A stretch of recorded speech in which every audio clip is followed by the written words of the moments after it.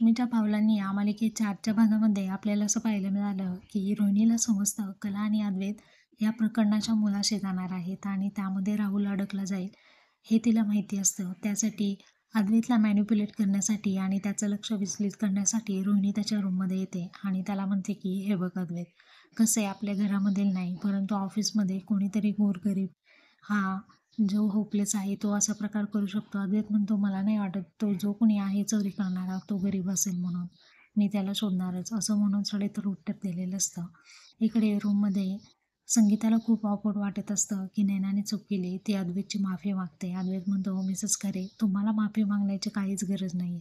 तुम्ही कोणताही गुन्हा केलेला नाही असं अपराधासारखं तुम्ही वाटून घेऊ नका. प्लीज हात जोडू नका असं म्हणतो आणि तिला शांत करतो. कलाही म्हणते अगं आई तुझी चूक आहे का नैनाने चूक केली ना, तू शांत राहा असं म्हणत संगीता तिथून निघून गेलेली असते. पुन्हा कला आणि अद्वैत.